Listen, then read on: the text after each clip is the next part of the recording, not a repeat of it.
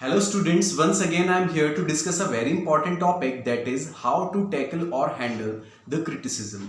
See, criticism आपके ऊपर आपके फ्रेंड्स के थ्रू भी किया जा सकता है, आपके रिलेटिव्स के थ्रू भी किया जा सकता है, आपके नेबर्स के थ्रू भी किया जा सकता है, but it depends on you that how you are tackling it और how you are reacting on it. देखिए, दो तरीके के लोग होते हैं. पहला, जो कि क्रिटिसिज्म के ऊपर वर्बली उनको आंसर करते हैं, तो ये एक सिंबल होता है, एक साइन होता है, एक लूजर का माइंडसेट होता है, कैजुअलिटी वाले लोगों का, जो चीजों को बहुत कैजुअल लेते हैं, जिनका खुद लाइफ में कोई स्टैंड नहीं होता है.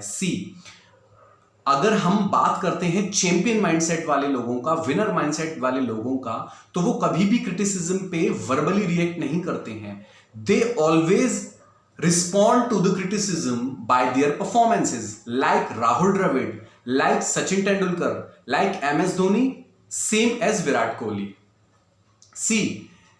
Rahul Dravid एक बात कहा करते थे, let the bat do the talking. अगर आपको कोई क्रिटिसाइज करता है तो आप अपनी परफॉर्मेंस से उसको जवाब दीजिए, इंस्टेड ऑफ कि आप वर्बली उनके साथ बहस करने लगे या उनको जवाब देने लगे या अपने अंदर की अच्छाइयां या कैपेबिलिटी पोटेंशियल को आप साबित करने की कोशिश करें. देखिए, आपको अपने पोटेंशियल को और अपनी एबिलिटी को किसी को दिखाने की जरूरत नहीं है.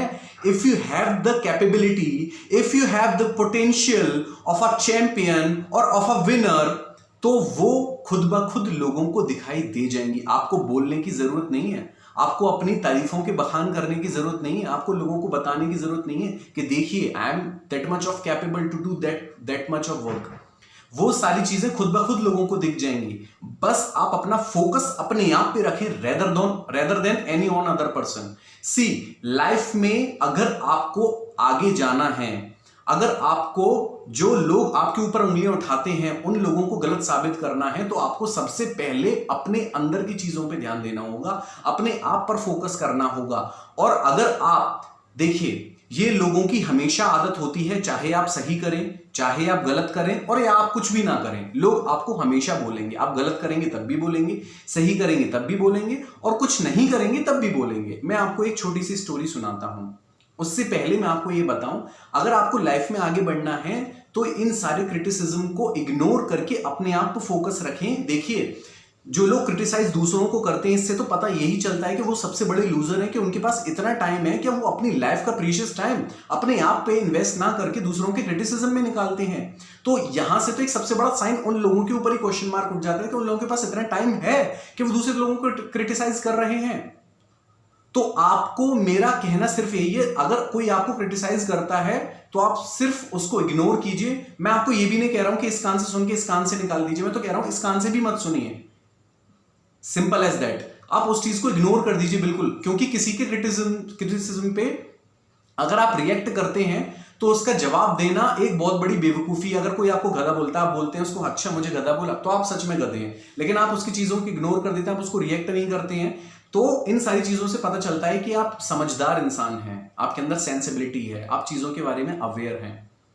तो कभी भी अगर आप आपको कोई क्रिटिसाइज करता है तो इन सारी चीजों को इग्नोर कीजिए, अपने काम पे फोकस कीजिए. वो इतना फालतू है कि आपको क्रिटिसाइज करने में वो अपना टाइम वेस्ट कर रहा है, आप क्यों उन सारी चीजों को लेकर अफेक्ट हो रहे हैं और अपना टाइम भी खर्च कर रहे हैं उसके क्रिटिसिज्म को पॉजिटिव वे में लेकर. अरे उसके क्रिटिसिज्म को नेगेटिव वे में लीजिए और उस चीज को इग्नोर कीजिए. अब मैं आपको एक स्टोरी सुनाता हूं.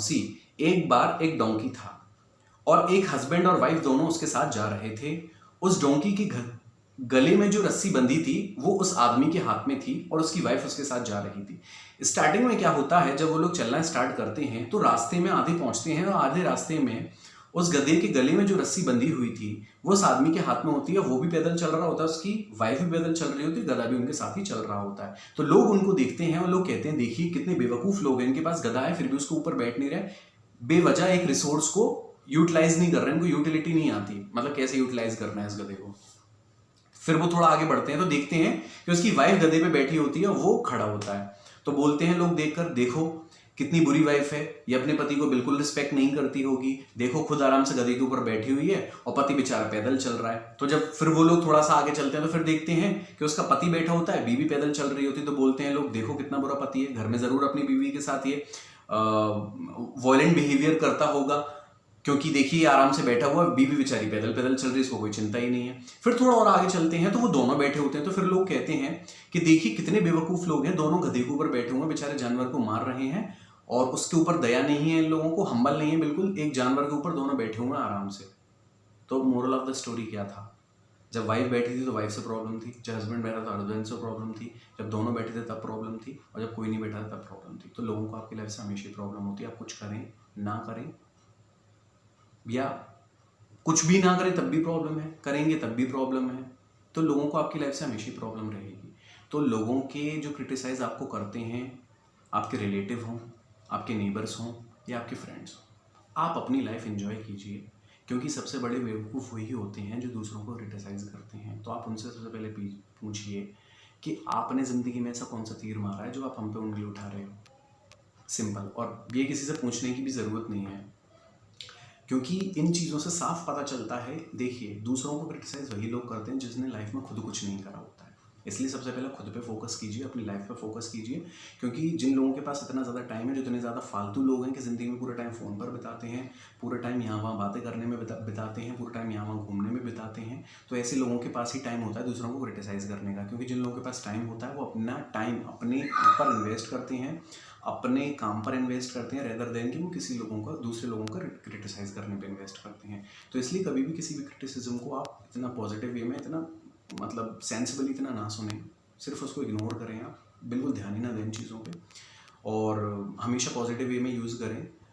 तो एक बार 2003 की बात है, सचिन तेंदुलकर को इयान चेपल ने बहुत बुरा क्रिटिसाइज़ किया था। उसका जवाब सचिन तेंदुलकर ने अपनी डबल सेंचुरी करके 248 नॉट आउट करके सचिन तेंदुलकर ने जवाब दिया था। तो मैं हमेशा आपसे यही कहूँगा कि आप एक चैम्पियन का माइंडसेट लेकर आएँ, एक विनर का माइंडसेट लेकर आएँ, तो लाइफ में पॉजिटिविटी के साथ आगे बढ़ें। और ये क्रिटिसिज्म पर, आप दूसरों के क्रिटिसिज्म पर, अपने नेबर के, रिलेटिव्स के, अपने फ्रेंड्स के या किसी और के क्रिटिसिज्म पर ध्यान ना दें, क्योंकि ये सारी बेकार की चीज़ें हैं। वो लोग बिल्कुल फालतू हैं, उन लोगों के पास इतना टाइम है फालतू का कि वो आप लोगों के क्रिटिसिज्म में अपना टाइम इन्वेस्ट कर रहे हैं। इससे पता चलता है कि उन लोगों के पास कितना फालतू टाइम है। आप लोग उनके क्रिटिसिज्म को पॉजिटिव वे में सोच कर अपना टाइम वेस्ट ना करें, अपने काम पर ध्यान दें। Best of luck for your future, for your studies. Thank you for watching my video. Please do subscribe my channel and please comment about the content of my video, and please like the video. Thank you, and also share with your friends. Thank you very much.